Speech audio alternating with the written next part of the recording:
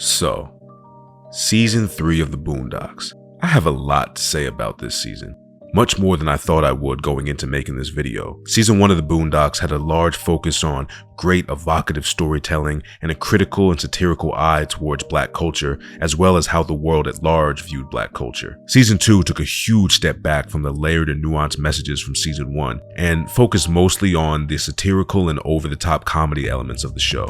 If I could describe Season 3 of the Boondocks in one word, it would be epic.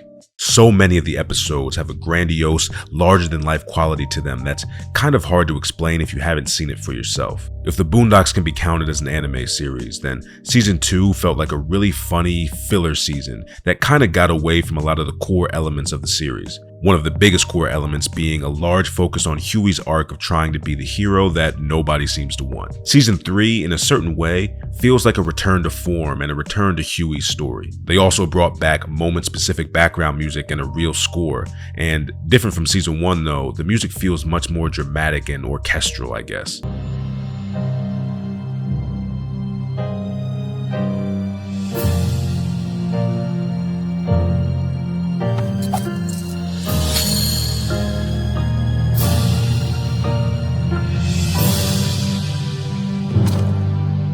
Season 2 had a lot of small, contained stories with minimal stakes, but almost every episode of Season 3 seems to put the Freeman family and the citizens of Woodcrest in life or death situations. Season 3 has some great hits and also some big misses, and even though I wouldn't say it's the best season, I would say it's the most creative season, and it takes big risks that often pay off more times than not. I started making these retrospective videos to highlight Season 1, but more specifically, I wanted to highlight the genius of Huey's arc in that season. Season 1 portrayed Huey as a sort of wide-eyed and optimistic, if not a little bitter and jaded revolutionary. Season 3 is that same kid, but now almost completely disillusioned with the idea of saving anyone. It's not nearly as consistent as Season 1, but Season 3 serves as a solid bookend to our favorite afro-haired freedom fighter's journey, and it all starts with the brilliant season opener.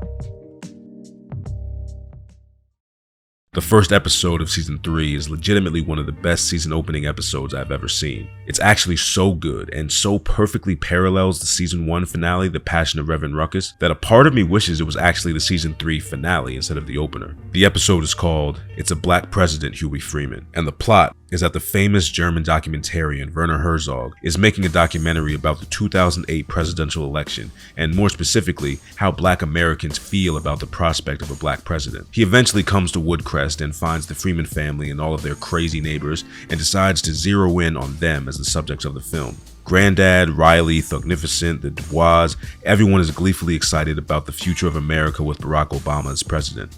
Well, Ruckus is predictably against it, but you probably already figured that. Huey's feelings on Barack Obama are a little different though, and by a little different, I mean indifferent. Aren't you excited, little man?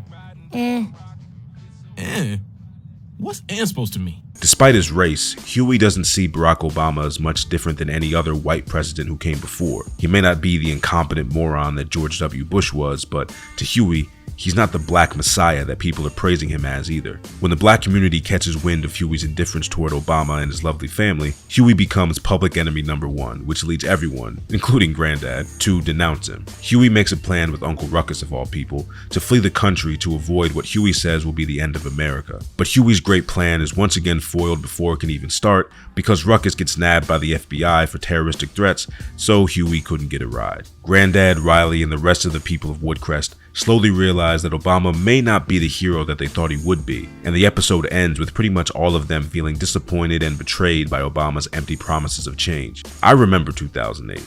I remember being a kid who wasn't old enough to vote, but was still old enough to follow politics. I remember for the first time in my life being interested about who the president was going to be. I remember being excited about the prospect of finally having a respectable figure be the president of the United States instead of a walking punchline like we had for the last decade. I remember being inspired seeing a black man attain the highest and most powerful position in the world. Regardless of what you think of Barack Obama and his 8-year stay as president, the amount of hope and inspiration he brought to myself and other people like me can't be understated. For a lot of Americans, he was more than just a man or a president. He was a symbol of a brighter future and endless possibilities for minorities in this country. Now, did he deliver on all of this hype and potential?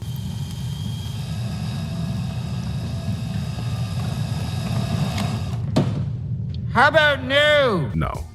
Obama kind of got universal healthcare going a little bit, and he bombed a lot of innocent Muslims along the way, but he was pretty mid as far as presidents go. But compared to what came before and what came after, mid might not have been too bad in retrospect. While he's being interviewed by Werner Herzog, Huey says that hope is irrational, which is a very dark way to look at the world, especially from someone who once claimed to be a revolutionary freedom fighter. I spoke in the intro about how season 3 is the conclusion to Huey's arc that was started in season 1. The first episode is the perfect tone setter for where Huey is at mentally for most of this season.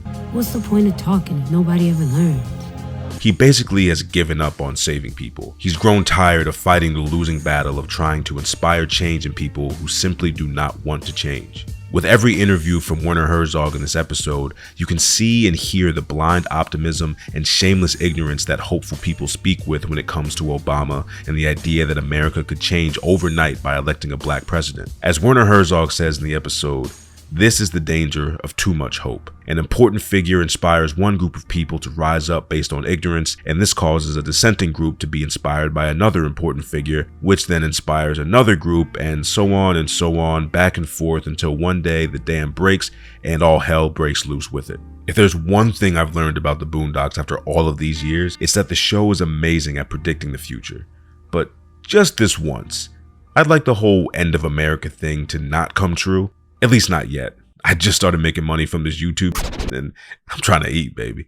But now we go from talking about black presidents and the downfall of America to another rapper blowing all of their money on stupid and ruining their lives. Episode 2 is called Rags to Bitches. I mentioned in my season 2 retrospective that things would get much sadder for Thugnificent in season 3. It hasn't even been 3 episodes in, and this man is already about to hit rock bottom. This episode depicts the all too real downfall of the rapper Thugnificent, who back in season 2, which aired in the year 2007, was on top of the music world and was a sort of caricature of the typical bling rap era superstar of the time. Season 3 of the Boondocks released in 2010, and the 2010s marked a large cultural shift in hip-hop. The gangster rap era was dying out, and the legends of that genre who grew up selling crack on the street and committing violent crimes to survive were being replaced by the more sensitive and slightly more privileged melodic rap artists that grew up admiring their music from afar. Basically Drake, Big Sean, Kid Cudi, Kendrick Lamar, J. Cole, even Soulja Boy, kinda. They all blew up in the 2010s and replaced the gangster rappers of yesteryear. By the 3rd season of the Boondocks, Thugnificent has become one of those gangster rappers of yesteryear, and after believing he would never fall from the top of the world, he crashes hard. He loses his mansion, he loses his friends, he loses his money and fame. He basically loses his identity. But I always did love the parallels of how he first arrived in Woodcrest in his debut in season 2, and how he arrives at Granddad's door at the end of the episode, now as a UPS delivery man. It's easy to shame and ridicule people who have it all one day then blow it all the next, but there's nothing shameful about working for a living and trying to support and better yourself, even if it's a menial job. And I really love for that the rest of season 3, you still see Thugnificent in the episodes just as he was before, only now he's a regular guy. He still acts exactly the same though, and that's a sign of a man with integrity and character. Good shit, Thugnificent. Or Otis, I guess. The next episode is called The Red Ball, and I hope you like Shampoo references because I'm about to go stupid with them on this one. The entire plot and concept is a ripoff, or maybe homage is the better word, to an episode of Samurai Champloo called The Baseball Blues. In that episode of Champloo, our heroes run into a strange Japanese man who somehow found and fell in love with the game of baseball, despite the game being completely foreign to Japan at the time. So when a group of white settlers come to Japan, he bargains with them to play one game of baseball to determine whether or not the white men are allowed to conquer the island or are forced to go home empty-handed. The strange man enlists the help of our heroes who vary in their natural baseball abilities, but Mugen ends up being the baseball natural that saves the day and sends those white devils packing. The Boondocks episode is basically the same concept, but with Ed Wuncler Sr. as the strange Japanese baseball fan, America as the land that's about to be taken over, Ed Wuncler's equally as rich and corrupt Chinese counterpart as the man trying to conquer the land through kickball instead of baseball. Outside of the Champloo influence, the episode is all about Huey as the best kickball player ever for some reason, struggling with his motivation to even play kickball due to how badly he hurt a small girl the last time he played. More deeply than that, it's about Huey struggling to find the motivation to help people in need because in his eyes, he's not sure if they even deserve it. Huey wants to save his friends and family from being bought out by the Chinese, but when he comes to learn that the best player on the Chinese team, a 10-year-old girl named Ling, is being forced to play and win out of fear of being imprisoned and tortured by her grandfather, Huey is faced with an internal battle of deciding whether or not to fight to sustain American greed and the toxicity of capitalism, or allow a girl he believes to be oppressed to live free at the cost of his own people suffering. As I said in the intro, when it comes to Huey's arc, Season 3 is about Huey losing his passion for revolution and rebellion, but episodes like this show that he can never truly stop fighting for what he believes in. As funny and as great as Season 2 was, this was the type of Huey-centric that season was just missing. And it's such a great moment when Huey realizes that the girl's sob story was all bullshit by listening to the Chinese players talk about it in front of Huey, not knowing he speaks their language, and then he absolutely goes crazy on their bitch asses. I mentioned in the intro that Season 3 feels like the most epic season of the Boondocks in a lot of ways. This episode is one of the best examples. It's able to make satire out of the very real threat of China overtaking America through almost uncountable amounts of money that we owe them, and then mix that together with a Samurai Champloo-inspired kickball game in which every player gets brutally and maybe even fatally injured, then culminates in one of the most badass anime-esque showdowns that I've ever seen. The action, the pacing, the comedy, the layered messages, the music, the animation, it's all mixed together in one crazy-ass cocktail of absurd yet amazing television. This episode is truly a masterpiece in all aspects, and it's one of the best examples of what made the Boondocks such a unique and groundbreaking show. Okay, maybe it was a wrong decision to bet all of our economic futures on a kickball game. But we're Americans. We don't quit just because we're wrong. We just keep doing the wrong thing until it turns out right. Everyone knew that the new season of the Boondocks had to bring with it a new entry in the Stinkmeaner saga. Stinkmeaner has been dead since goddamn Season 1, but the ghost of Granddad's nigga moment continues to haunt the Freeman family. This time in Stinkmeaner 3, the Hateocracy, it's not Stinkmeaner himself who terrorizes the Freemans, but it's his old crew of black sitcom legends that pull up on Granddad's punk ass. We got JJ Walker, Red Fox, and Auntie Esther. I have no idea what made the writers turn these characters into badass trained assassins who just go around f***ing people up, but God bless them for it. After barely surviving the attacks from the Hateocracy, the Freemans hired Bushido Brown, who was Oprah's infamous security guard in Season 1. Bushido Brown was funny enough as a Jim Kelly parody in Season 1, but seeing him as this egotistical and greedy dickhead in Season 3 made me love his character even more. Hey, I don't care if you wipe it, but Bushido Brown don't wipe his own ass. Nigga, did you just tell me to wipe your ass? His fight with the Hateocracy is also one of the best choreographed fights in the whole show. It might even be #1. But in the end, we learn that the only thing that can truly end a nigga moment is jail. Which, I don't know if I really agree with. Jail definitely helps, but if death isn't even enough to kill a nigga moment, then I don't think jail qualifies either. The whole equation of adding nigga moments with nigga synthesis equaling a complete disaster was also a great little thing that they added in this episode, and it had a great payoff in the end. I've talked a lot about nigga moments in these retrospectives, and even though I think the concept is important and the Boondocks does an excellent job of explaining how they work, I'm not sure I have much more else to say about the matter. It's like JJ Walker says, We don't need no reason to fuck shit up. That's why we drink Hennessy. That's why we smoke menthols. That's why we niggas. We likes to ruin shit. I also love Red Fox's speech about crabs in a bucket, and I've even used it in videos before. Fascinating creature, the crab. Got that hard exterior, but he ain't really dangerous. Except to another crab. Dumb as all hell. Can't even walk straight. Matter of fact, the only thing a crab is good for is holding back other crabs. A crab don't want to see another crab make it. Yeah, I guess. And really, what else needs to be said after hearing that? And now we finally get back to another banned episode of the Boondocks. This episode is actually kind of special because it's the only episode of the show that's still banned today. Like, unless you got the DVD collection or can stream it illegally, you cannot watch this episode. Which sucks because even though it's not one of my favorites, I do think it's a solid episode with some memorable moments. One thing the writers of Season 3 seemingly set out to do for this season was somewhat humanize the inhumanly bigoted character that we all love to hate, Uncle Ruckus. This was one of the few episodes in the series where Ruckus is sort of put in a sympathetic position. As horrible of a person as he is, it's kind of sad to watch him try to pretend to be something he's not out of fear that one of his heroes won't respect him if they knew what he really was. And even Jimmy Rebel realizing realizing in the end that racists are pretty stupid is an interesting self-reflective moment. This is one of those episodes that relies a little too heavily on shock value racism for me, but underneath that, it still has a solid story and message to tell. The songs are definitely the highlights of the episode though.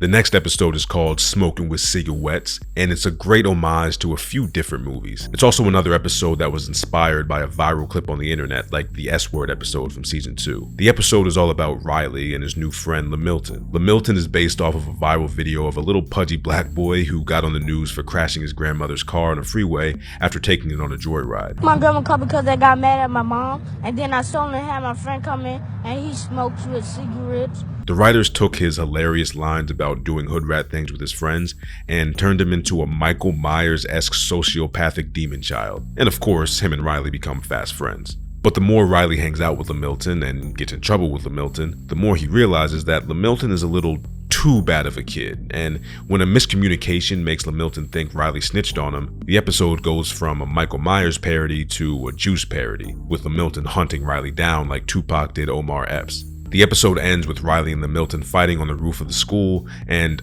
oh my god, I cannot believe it, my man Riley finally won a fight. Oh my god!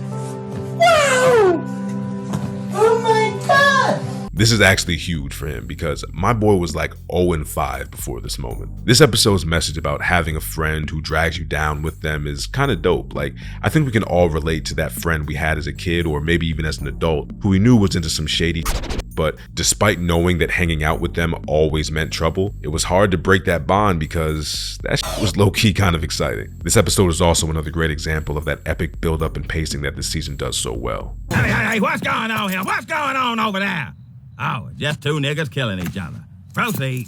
The next episode is called The Fundraiser, and it's one of the best Boondocks episodes ever made, in my opinion. It's also another great example of why Riley should have gotten a lot more spotlight as the main character in these episodes. The plot is basically the same plot as any rags to riches drug crime movie that you've ever seen. Scarface, Paid in Full, State Property, Belly, whatever your preference, it's basically all in this episode. The only difference is replacing drugs with chocolate bars and grown men and women with little kids in the suburbs. My words don't really do this episode justice. Like, you kind of just have to watch it for yourself to understand why it's so great. This scene with Cindy is just top tier, and another example of why Cindy should have gotten more shine in the show just like Riley. And I can't forget Riley's epic tirade towards the entire United Kingdom near the end of the episode. Look, fuck you. Fuck the plane you flew in on. Fuck them shoes. Fuck those socks with the bell on it. Fuck your gay ass fairy accent. Fuck them cheap ass cigars. Fuck your yuck mouth teeth. Fuck your hairpiece. Fuck your chocolate. Fuck Guy Ritchie. Fuck Prince William. Fuck the Queen. This is America. My president is black and my Lambo is blue, nigga. Now get the fuck out my hotel room. And if I see you in the street, I'm slapping the shit out of you. This episode also has a great message to people who think they're going to become some big-time drug kingpin. Everybody who tries to take over the streets almost always gets killed, goes to jail, or comes very close to it before getting out of the game for good. None of those movies have happy endings for a reason. Oh, and this episode is also another example of Huey being ignored despite trying to help and show people the right thing to do. And now we get to the final banned episode of the Boondocks. This whole episode is basically just the roast of Tyler Perry, but as a Boondocks episode, so it kind of makes sense why Tyler Perry originally had this episode banned from television. Tyler Perry is one of those cultural phenomena where black people made him famous enough for white people to know who he is, but also question why black people love him so much, and black people were sort of split on whether we liked him or not, so everybody was just kind of confused and annoyed, and then the entire time, Tyler Perry just continued to get richer and richer. Maybe you didn't grow up watching Tyler Perry's plays and the stupid and formulaic as hell Tyler Perry movies and the god-awful Tyler Perry TV spinoffs, but I did. And while it's easy to shit on him for the fact that 90% of the content that he created was hot booty cheeks, he did build an empire that consistently employed almost exclusively black actors and black film crews. Like many important black figures, Tyler Perry's legacy is complicated. Whether or not he's gay is not up for me to decide or pass judgment on. But either way, this episode is kind of funny. The whole pause thing has also been around since I was a kid, and it's weird to think that it's still alive and well in today's day and age. And I feel like every season has at least one episode that focuses on Granddad trying to recapture his youth or attempt some grand journey out of fear of getting old and his imminent death. And this episode is season 3's version. I still have those feelings every now and then of seeing someone younger than me doing something I thought about trying when I was their age, or maybe seeing someone my own age who's mastered some skill or achieved great things in some aspect of life that I was too afraid or busy to try, and I feel like I've wasted large chunks of my life. That shit is sad and sobering, but whenever you start to feel like that, it's important to remember the things that you have accomplished or are in the process of accomplishing, and the decisions, skills, and achievements that you can take pride in. But this episode is pretty goddamn ridiculous and weird as hell overall. I can definitely understand why a lot of people seem to not really like this one too much. The next episode is called The Booty Warrior, and I fucking love this episode. This is another instance of a viral clip turned into a great Boondocks classic. If you won't let them have a woman, they gonna have each of somebody's gonna have to give us some booty. And it's just that simple. This episode begins with a parody episode of Chris Hansen's To Catch a Predator show, which I don't think I have to explain to anyone watching this, but if you don't know what it is, do yourself a favor and go binge watch that on YouTube after you watch this video. What are you doing? Making a mistake. But instead of a scared pedophile bargaining for his freedom, Chris Hansen unfortunately finds the booty warrior Fleece Johnson in the chair across from him. And in his own words, I tell you what, I like you and I want you. Now we can do this the easy way or we can do it the hard way. The choice is yours. After this ridiculous cold open, we see that this episode will be about Tom trying to finally overcome his fear of going to prison by taking Huey, Riley, and their class on a field trip to a maximum security prison, which just terrible idea all around. Basically, all hell breaks loose when the prisoners, accompanied by the booty warrior himself, start a riot and take the kids as hostages to demand their freedom and better treatment. Tom has his dramatic showdown with the booty warrior in the showers and finally overcomes his fears. And by the end of the episode, all the kids and Tom's ass make it home unharmed. Pause. Revisiting Tom's fear of prison was a great idea that I didn't think needed to be revisited, but I'm really glad it was. Season 3 spends a good amount of time wrapping up certain plot lines. Tom's prison phobia, Ruckus's past, Huey's passion for revolution, Granddad's love life. In a lot of ways, it feels like the writers knew that this would be their last hurrah, so they wanted to wrap up as many things as they could. Also, if I can be real, the real reason I love this episode so much is that every scene with the prisoners is fucking crazy. I ain't do much, just kill somebody. It ain't like the nigga ain't have it coming. Tom is the type of nigga that gives us wet dreams up in here. Well, fuck it then. I want me an Alaskan bitch. Fuck is you looking at, nigga? Punch you right in your motherfucking temple, nigga. Give me your motherfucking clothes. And I love that they took the inspiration from the classic Beyond Scared Straight clips from the late 90s. Also, I can't forget to mention that the moment at the end where the leader of the prisoners says he wakes up every day thinking he could have been the president if he didn't fuck up his own life. You know, I spend a lot of time, thinking about all the shit I could have done. I mean, I wake up in the morning and I think I could have been the motherfucking president. Shit. Nigga, I wish things had been different. One of my favorite moments in the whole season. And now we get to what I call the season 3 midpoint lull. So far in this retrospective, I've tried to articulate and hammer home the idea that the episodes in season 3 have this very unique, epic build-up to them that the first 2 seasons lacked a little bit, at least consistently. But these next 3 episodes don't really have that same quality. They're all these weird, meandering stories that feel like throwaway filler in comparison to the rest of the episodes. I remember loving season 3 as it was airing on television over a year ago, but when these episodes came out 3 weeks in a row, it was the first time I ever started to genuinely question if the writers had fallen off and maybe lost their touch. The first episode of the midpoint lull is called The Story of Lando Freeman, and it's about a talented young landscaper named Lando who comes to Woodcrest to find his estranged father, who he believes to be Robert Granddad Freeman. Most of this episode is Granddad coming to terms with the fact that Lando may be his son, while Lando bonds with Granddad, Riley, Huey, and the rest of Woodcrest. And these moments of Lando playing basketball with Riley and going to the clubs with Granddad and shooting the with Tom around the neighborhood are some of the most chill and heartwarming moments of the entire series. Lando is undoubtedly a great character, but it kind of sucks that after all of that great quality time he spends with the Freemans, he just sort of leaves the show at the end of the episode when it turns out Granddad isn't his father, which kind of just makes the whole episode feel pointless. It would have been cool if Lando stuck around and became part of the cast, since I do think he was a funny character, played by the great Slink Johnson of GTA 5 yee-yee ass haircut fame. Oh, nigga, don't hate me because I'm beautiful, nigga. Maybe if you got rid of that old yee-yee ass haircut you got, you get some bitches on your dick. But the fact that he was a one-episode cameo just makes me feel like this whole episode probably could have stayed on the cutting room floor. And speaking of interesting characters that make one appearance then never come back, the next episode is called The Lovely Ebony Brown, and it's about Robert getting into a relationship with what seems to be the perfect woman, a woman named Ebony Brown. Granddad meets Ebony Brown on a chance encounter and is blown away by how perfect she is. She has no flaws and she understands the world he comes from and lives in perfectly despite it being objectively insane.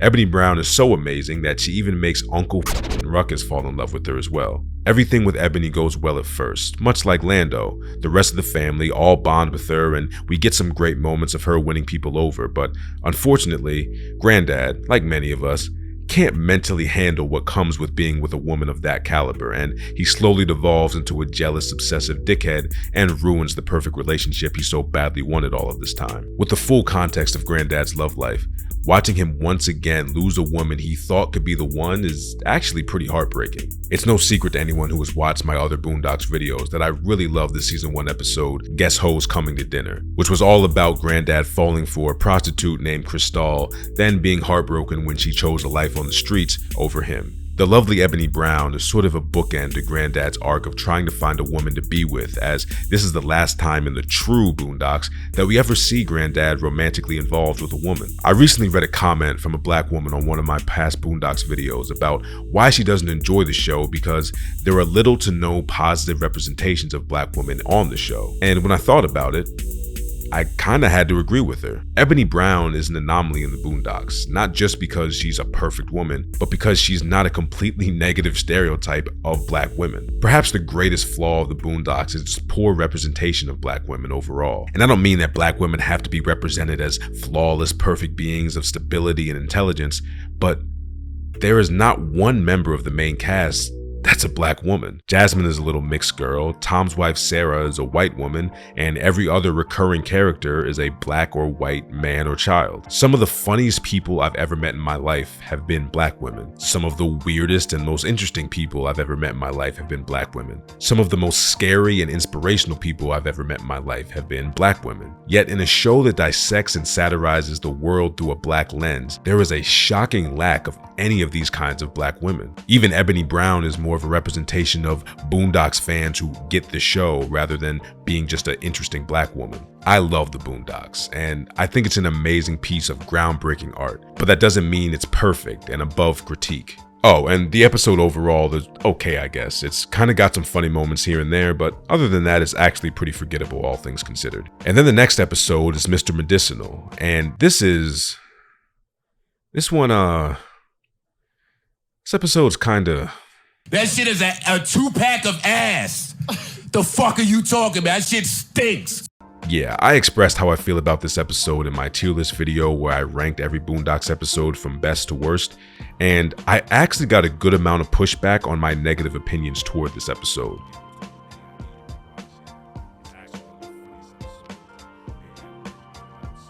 I don't know. All I can say is I did rewatch it, and all that did was remind me why I think it sucks so much. It's a boring concept, it has no meaningful message really, most of the jokes are dumb as hell, and it pretty much has no bearing on the rest of the show at all. It's kind of crazy how most of the Granddad focused episodes in season 3 are some of the worst in the season and the series overall. I said it before and now I can confidently stand on it. 10 toes down. Mr. Medicinal is the worst episode of the true 3 seasons of the Boondocks. There are a couple of episodes that maybe come close, but this episode has been firmly at the bottom of my list for a decade now, and I don't ever see that changing. This is bullshit. The next episode is a return to the epic pacing formula that season 3 is known for, and man, this whole virus changing the world thing feels familiar for some reason. This episode is called The Fried Chicken Flu, and it's based on the real-world event of KFC coming out with a new brand of chicken and then quickly running out because people bought too much of it too fast, and then this caused riots and chaos throughout the country. Huey and Jasmine were a great duo in season 1, and it's always annoyed me that the writers gradually paired them up less and less as the show went on. So even though we only get a few moments of Jasmine once again being Huey's one and only supportive confidant, it's nice to see that the dynamic of their relationship is still somewhat present. You can also see in this episode how much Huey's outlook on the world has changed. He's no longer trying to save everyone. Now he's just trying to save the people closest to him. But at the end of the day, he is still trying to save people. He may be retired from being a domestic terrorist freedom fighter, but he still plans to hit the fan. Season 3 has a few instances of all the main cast coming together in some epic scene, and I really love the one from this episode where they're standing on top of the house and throwing down tear gas on people. The Boondocks started as just a small comic strip about two brothers and their granddad in the suburbs, but by season 3 of the show, there's a whole beloved cast of hilarious and interesting characters that the fans have become invested in. This episode's solid. As I said, it's got that great epic pacing, it's got solid action, some good moments, the whole cast is in it pretty much. Definitely one of the standouts from the season. There's no need to be homophobic. Eat it, you pussy punk bitches! The next episode is called The Color Ruckus, which is a play on the classic slave film The Color Purple, which, did you know that Steven Spielberg made that movie? Weird. But anyway, this episode is the long-awaited origin story of everyone's favorite self-hating racist, Mr. Uncle Ruckus, no relation. The basic plot summary is that Uncle Ruckus's grandmother comes to Woodcrest because she's finally dying, and she forcibly takes refuge in the Freeman house because she likes the ambience of the place and wants a nice home to die in. Uncle Ruckus's father, Mr. Ruckus, comes to watch his mother die, and he brings along Uncle Ruckus's mother and his two brothers, Daryl and Darrell. We find out through flashbacks that Uncle Ruckus was the product of a very abusive home and was raised by a crazy mother who lied to Ruckus his whole life, telling him that they found a white baby on their doorstep one day and raised him as their own. And Ruckus, unfortunately, had the heartbreaker revitiligo since birth, and he just became more and more black-skinned over time. The episode eventually ends with the grandmother dying at the funeral, Ruckus standing up to his father right before he falls into his grandmother's casket and dies with her. I said earlier that in the 2 Ruckus-centric episodes in season 3, the writers really set out to try to humanize Uncle Ruckus. In the Jimmy Rebel episode, they showed that Ruckus could be sympathetic in the present, and in this episode, they showed that Ruckus can be sympathetic in the past as well. Cycles of abuse are a real thing, both within the black community and within all cultures.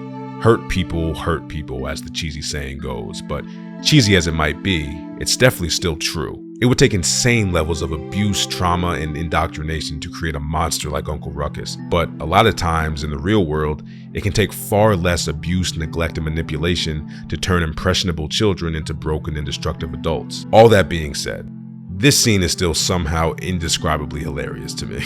Miss, I want to be a doctor when I grow up. Nigga, did I just catch you wanting to be shit? Oh, sweet Jesus! Lord have mercy! My baby! The season 3 and some might say series finale of the Boondocks is called It's Going Down. I said near the start of the video that It's a Black President Huey Freeman could have been a great series/season finale in its own right, but It's Going Down is still a pretty good ending. The basic premise of the episode is that the world-renowned anti-terrorist agent Jack Flowers gets a tip that a large-scale terrorist attack is going to hit the peaceful town of Woodcrest, and he assumes that Woodcrest's very own domestic terrorist Huey Freeman is the cause. The terrorist attack in question is really a grand scheme by Ed Wuncler to fake a terrorist attack on an empty building and make the security guard Dan Stuckey a national martyr. Ed Wuncler would then capitalize on America's grief by selling Dan Stuckey merchandise. I really love the part near the end of this episode where Jack Flowers confronts Ed Wuncler about his sick and twisted ruse. But why? Don't you have enough money? No. For a lot of reasons, this episode is a great send-off for season 3, specifically because, as the title would suggest, goes down. There's great action, hilarious comedy, most of it involving kicking people in the nuts. Where is the target? My gonads are indestructible. My penis shaft is strong like the oak tree. It's a truly dramatic finale that really encapsulates the overall vibe of season 3. Near the end of the episode, Jack Flowers tries to convince Huey that he has to keep fighting because the people in power only win when people like them give up. But in response, Huey says this. You can't fight the future. Don't waste your life trying. But it is the right thing to do. You can't fight the future. Don't waste your life trying. And these are the last words that Huey speaks. This is the end of Huey's arc, and the end of the Boondocks. The once passionate and dedicated freedom-fighting rebel becomes an apathetic and jaded bystander who lost faith in the people he once thought he could save. You can look at that as tragic, or you can look at that as positive. The positive spin is that so much of Huey's journey in the beginning was spent wasting his time trying to be the hero, and for every small victory, there were countless other failures and setbacks. Everyone knows the classic line from the Christopher Nolan Batman trilogy about not being the hero we need, but the hero we deserve. Well, maybe the people don't deserve Huey, and it took Huey an entire 2 seasons to learn that for himself. Huey is an orphan child who had to grow up fast and has always been too smart for his own good and is naturally reclusive. A life of fulfillment and happiness isn't exactly likely when those are the cards that you're dealt as a kid. But the admirable thing about Huey was always how he disregarded his own happiness for the sake of others. Maybe a quiet life retired from the dreams of revolution is what will make him happy. Maybe his apathy is a phase and he'll grow back into his freedom-fighting ways in adulthood. These are all speculations and theories because the Boondocks ends here. We'll never know what becomes of Huey, Riley, Granddad, or any of the Woodcrest population. We can only hope, imagine, and dream. It's fun to dream.